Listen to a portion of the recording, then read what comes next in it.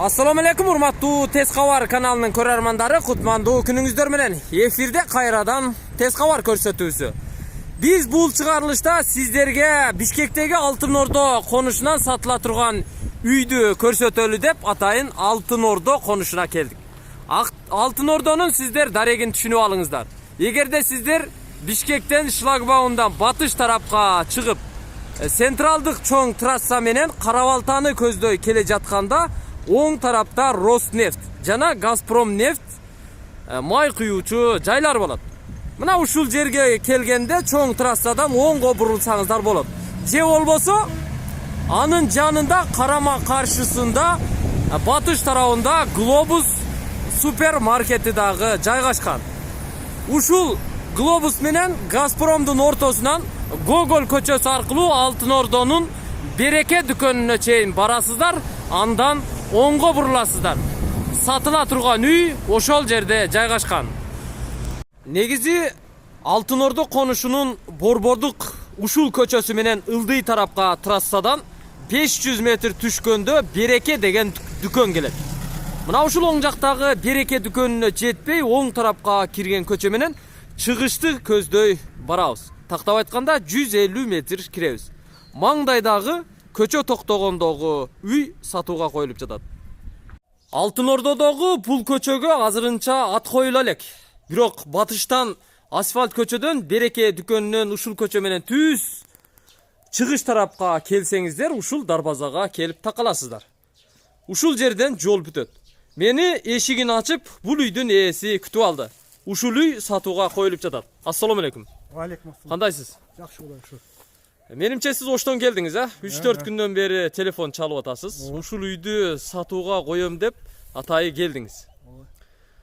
Канча сотук жер участкаңыз? Өзү кызыл китеп боюнча 6 сотук, бир 8 сотуктан чыгат. 8 сотук чыгат. Кызыл китеп боюнча 6 сотук.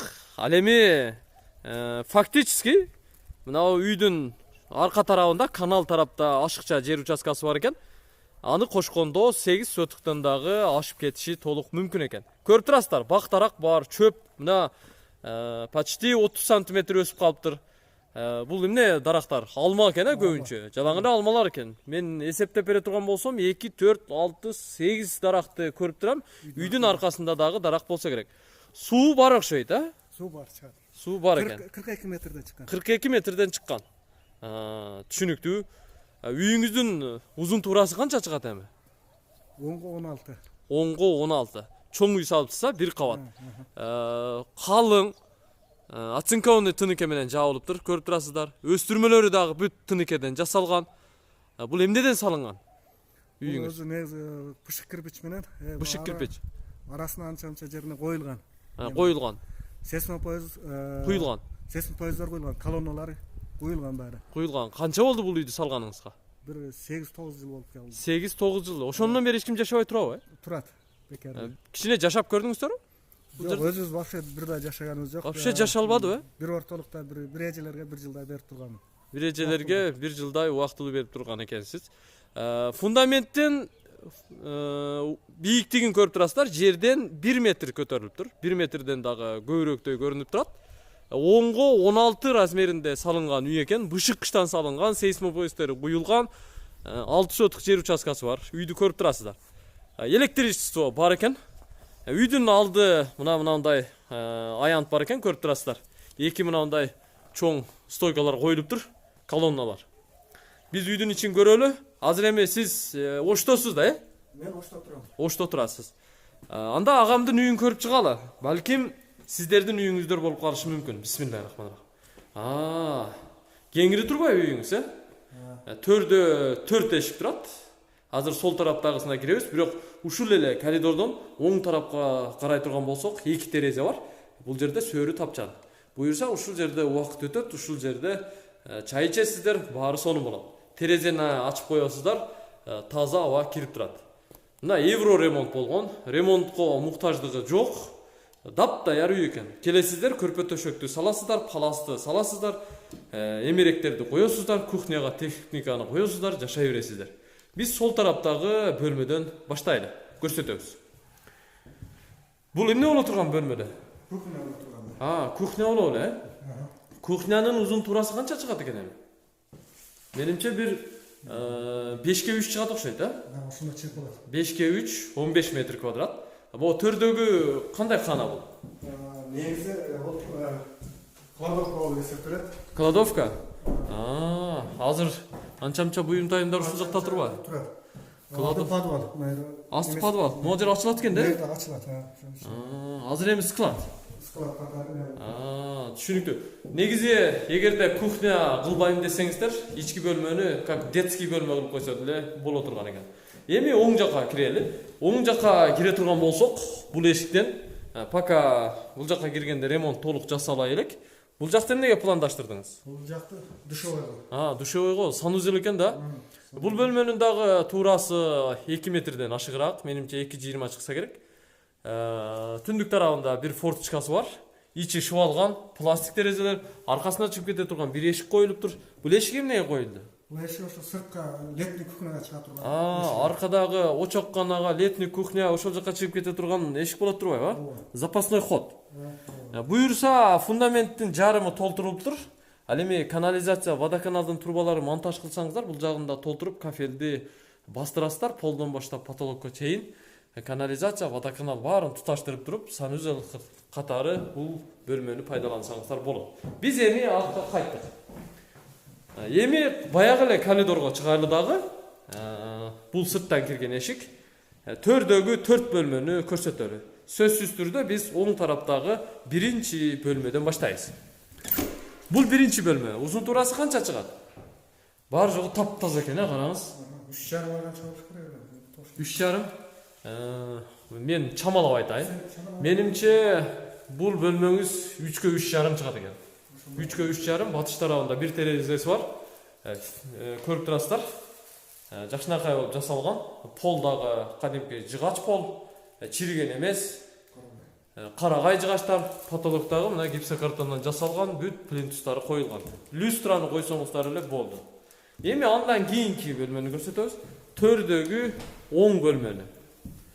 Төрдөгү оң бөлмөгө кире турган болсок, бул сары түстө жасалган, ошондой эле ремонттогу бөлмө экен.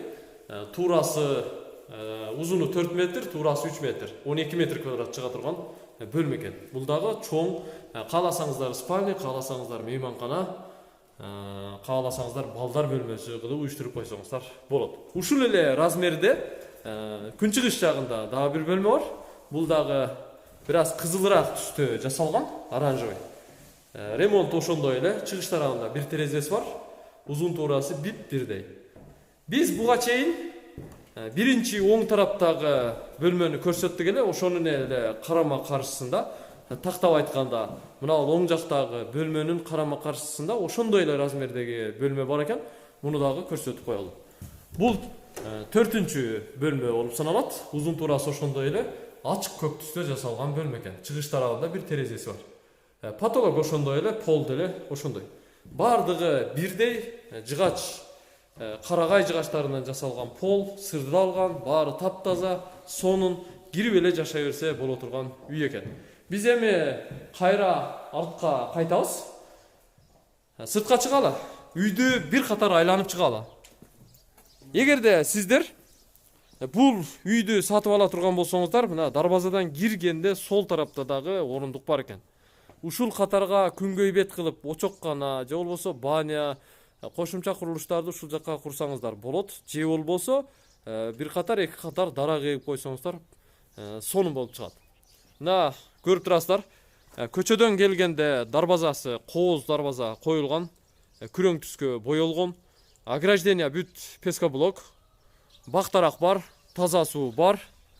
Ал эми үйдүн аркасында өзүңүздөр көрүп байкап турасыздар. Негизи эски канал бар. Азыр бул каналга суу келбейт, Жок, келбейт. Азыр бул каналга суу келбейт.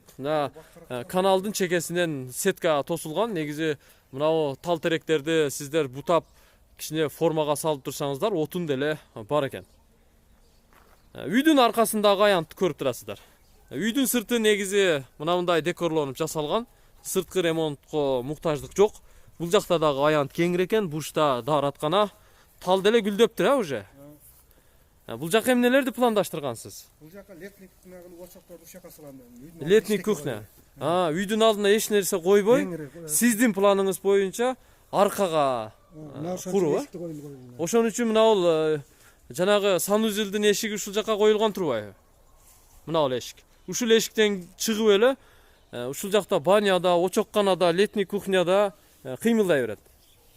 Жакшы пландаштырган экенсиз. Мына бул жагы кошуна, пока кошуна экөөңүздөрдүн ортоңуздарга дубал урул эле экен, азырынча сетка тосмосу. Кошунанын жер аянты дагы кеңир экен. Биз үйдүн жогору тарабын өттүк. Бул жакта дагы бир алма бар экен. Айланасы кеңир экен. Бүт үйдү айландырып, бактара эгип койсоңуздар, бейиште жашагандай жашайсыздар. Көрүп чыктыңыздар, алма деле гүлдөп калыптыр. Буюрса ушул гүлдөн түшкөн түшүмдү сиздер быйылкы күздө жеп калышыңыздар мүмкүн. Албетте Кудайым сиздерге насип кылган болсо. Документтери кандай эми? Документтери баары. Колуңузда экен, документ көрөлүчү. Документтер колдо. Мына жерди алганда кызыл китеби. Кызыл китеби бул. Мына одан кийин үйдү салгандан кийин тек паспортун дайындап паспорт. Кыскасы домой деген бияга. Домой. Учетту койгонсуз ошол жака. Учетко коюлган. Учетко коюлган. Бул кызыл китеби. Бул кызыл китеби. Новопавловкага карайт да бул? Новопавловкага карайт. Договор купля-продажа экен. Кызыл китеп, кыскасы баары бар. Мен майдалап көрсөтпөй эле коеюн. Үйдүн документтери баары жайында, эч кандай залог-полокко коюлган эмес. Жок. Баары жогу законный деңиз. Мектеп кайсы жерде? Мектеп Алтын Ордонун мектеби негизи глобустун нарагында эле. Глобустун жанында. Биз жана башында көрсөттүк, глобус менен Газпромдун нарагында эле ылдый түшкөндө Заряга жетпей ошол жерде мектеп бар. Бала бакчалар дагы көп. Частный садиктер да бар. Анан ушул эле көчөдөн жанагы Береке дүкөнүн көрдүңүздөр. Береке дүкөнүнөн жогору эле көтөрүлгөндө Алтын Ордонун мечити дагы жайгашкан. Глобуска жакын, Газпромго жакын, Централдык трассага жакын, Авторынокко жакын, Ош базарга чыгып эле түз барсаңыздар болот. Негизи бул Алтын Ордого 199 маршруттук каттам тез каттап турат. Дордойго деле сиздер кааласаңыздар объездной менен түз кетип калсаңыздар болот, же болбосо Маевка аркылуу Ош базардан ылдый түшүп, Фучик же болбосо Жаш гвардия бульвары менен түз Дордойго кетип калсаңыздар болот. Аракетиңиздерди кылдыңыздар. Бул агабыздын дитин угалы баасы канча болду экен эми? Баасын в общем мен неме кылып атам, 35 000 сурап атам. 35 000 доллар. 35 000 долларга. 35 000 долларга ушуну баалап жатасыз. Эмнеге сатып атасыз анан? Бул эми турмуш шартка байланыштуу мен азыркы убакта Ошко жашап калганыма байланыштуу бияка келе албай калдык. Келе албай калдыңыз. Жөн эле турат. Андан көрө бир бактылууга насип кылсын деңиз. Турган үйгө караганда 35 000 доллар. Мен урматтуу Тез кабардын көрүүчүлөрү реалдуу бааны айтып жатат. Эгерде нак акчаңыздар болсо, сиздер сүйлөшүп көрүп ушул үйдү колго киргизиңиздер. 35 000 доллар. Сүйлөшөбүзбү анча-мынча? Сүйлөшүүгө болот. Көрөбүз, Документтерин көрдүңүздөр. 0776 81 81 28 биринчи номер, 0500 номеру менен 86 55 58, 0772 менен 43 30 69 телефон номерлерине чалыңыздар дагы. Бул агабыз менен тез арада байланышып, ушул үйүн колго киргизиңиздер. Биз баарын көрсөттүк, баарын түшүндүрдүк. Бизден ыраазы болуңуздар, биз кайттык. Буюрса, жакынкы күндөрү биз сиздер менен Ошто жолугушабыз. Ал эми Тез кабарды издегендер 0558 86 0011 номерлерин териңиздер. Асманыңыздар ачык болсун. Көрүшкөнчө аман туруңуздар.